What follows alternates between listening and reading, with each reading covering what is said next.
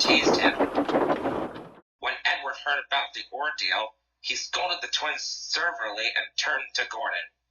"It serves you right for being urgent," he said. Gordon was cross, but said nothing more. That evening, Boco arrived at the sheds. "Evening," he said politely. "Is it right if I can rest here?" "Of course," smiled Duck. "You can stay here as long as you like." "Thank you," Boco replied. He turned to Gordon. "I understand you pulled the express," he said. Gordon, who decided to let what Edward told him go earlier, looked up. "Well, yes," said Gordon, "and even when I'm not available, Henry and James take care of it.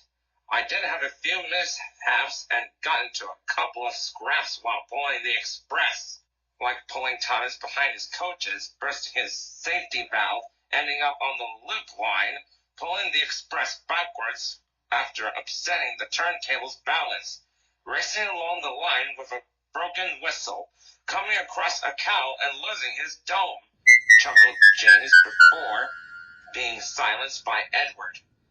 "I wish I had the chance of pulling the express," Boco thought. "Hopefully you will soon," said Henry.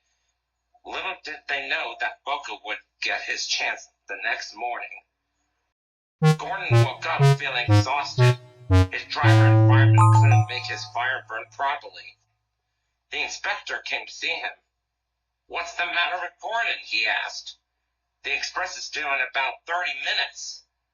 "His firebox won't light," said the driver. The inspector telephoned Sir Topham Hatt.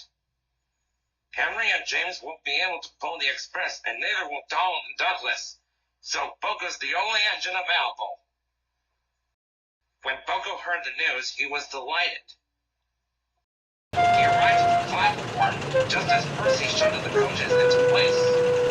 Boco coupled them to them and waited as soon as the passengers and the conductor were ready. The conductor blew the whistle, and Boco rolled out of the station.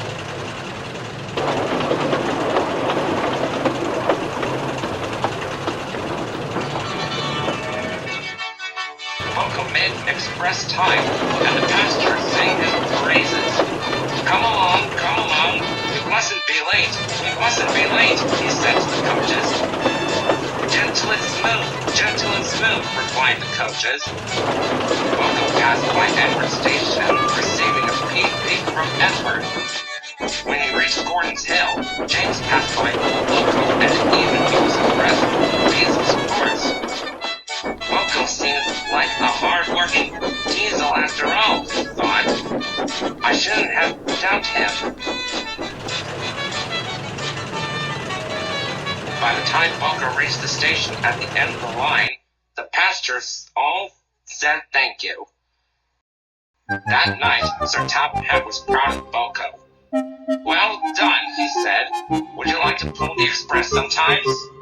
"I'd love to," replied Boco. "Thank you for all your help," said Gordon. "You've done a fine job today." "Of course," smiled Boco. After the day's performance, the engines all began to appreciate Boco.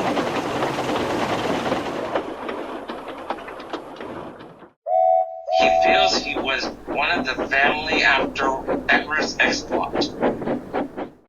Donald and Douglas were the last to accept him. One day they said, "You know, for a Diesel, young Boco, isn't you such a bad engine?" And that was high praise indeed.